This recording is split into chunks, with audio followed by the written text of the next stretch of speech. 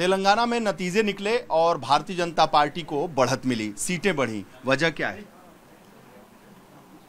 Bharatiya Janata party लगातार संघर्ष कर रहे टीआरएस सरकार के खिलाफ और हमारे को ज़्यादा बहुमत मिलना था, जनता चाहते थे, मगर डिफरेंट रीज़न के कारण जो एक्सपेक्टेशन था वो एक्सपेक्टेशन हम पहुँचे नहीं।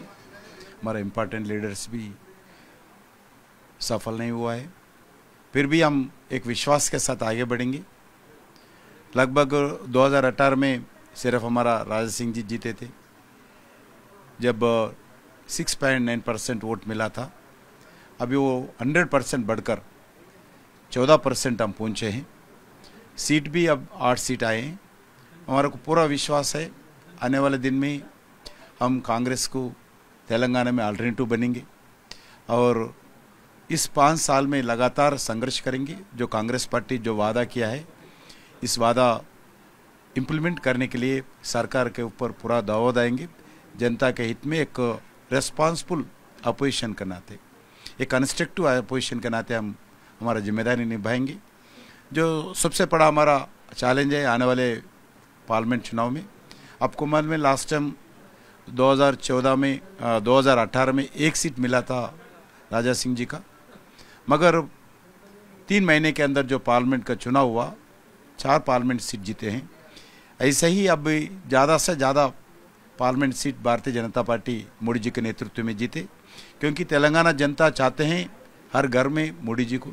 इसलिए हमारे को पूरा विश्वास है लार्जेस्ट सीट्स तेलंगाना से भारतीय जनता पार्टी निकाल के आएंगे, सत्ता में लाएंगे। अच्छा, पिछड़ क्यों गए? आपको उम्मीद थी कि आप 40 पाएंगे, आप सरकार बनाएंगे, तो जो आपने कहा ना कि कई कारण थे, वो कौन से कारण? डिफरेंट रीजंस है। हम इंटरनल हम रिव्यू करेंगे, रिव्यू करने के बाद बताएंगे हमारा रीजंस क्या क्या है, क्यों हार गए, एक पूरा चर्चा करके पार्टी में उसमें से आगे आएंगे और अच्छे सुधार लाएंगे, सुधार ला के आगे बढ़ेंगे। आपको इस बार उम्मीद थी कि बीजेपी सरकार बनाएगी? बिल्कुल उम्मीद के साथ ही आगे बढ़ते ना, बिल्कुल उम्मीद थी। हमारा पार्टी भी चाहते थे आना चाहिए, मगर डिफरेंट रीजंस के कारण टूटी। तो दुख है? कोई दुख नहीं, हम आगे विश्वास के साथ आगे बढ़ेंगे। तो अगली जो सरकार होगी वहां पर कमल खिलेगा, ये है भरोसा?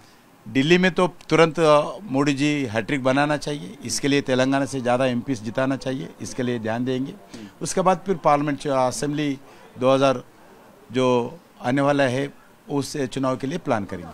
तो आपको लगता है कि जो एग्रेसिव आपने कैंपेनिंग की उसकी वजह से लोगों को पसंद नहीं आया, या आपको लगता है कि लीडरशिप में कहीं कोई दिक्कत थी? क्योंकि मोदी जी ने तो बहुत प्रचार किया, आपको 3 जगह आपकी सरकारें बनी, यहाँ नहीं बन पाई। हम पहले भी कभी इधर नहीं बने, अभी कभी भी तेलंगाना में हम सत्ता में नहीं आए। कभी कांग्रेस पार्टी इधर 50 साल राज किया है, टीआरएस 10 साल राज किया है, भारतीय जनता पार्टी कभी सत्ता में तेलंगाना में आई नहीं। हम प्रयास करें, आज अच्छा सीट मिले हैं, जो भी कमी है कमी दूर करने के लिए आगे सोचेंगे और जरूर एक विश्वास के साथ आगे बढ़ने के लिए पूरा प्रयास करेंगे। बीआरएस का क्या होगा? अभी उनको पूछना है। बीआरएस का कोई फ्यूचर तेलंगाना में नहीं रहेगा। परिवारवाद पार्टी है, भ्रष्टाचार पार्टी है और तेलंगाना जनता चाहते थे बीआरएस जाए, केसीआर फॉर्म में जाइए, कल ही शाम को फॉर्म में चले गए। हमारे को पूरा विश्वास है कांग्रेस के साथ जो आने वाले दिन में जनता के पक्ष में रहकर जनता के हित के लिए, तेलंगाना विकास के लिए हम भारतीय जनता पार्टी जमकर आगे रहेंगे, जमकर लड़ेंगे। वो ऐसी साथ के साथ ही रह गए इस बार भी? बस उतना ही था, वो भी कम घटना था, नहीं घटे हो, मगर एक ही है, उससे बोले थे 1 सीट भी नहीं आते वो हिसाब, अब उससे ज़्यादा जीत के आए भारतीय जनता पार्टी तेलंगाना में। हाँ, उनसे ज़्यादा जीत के आए।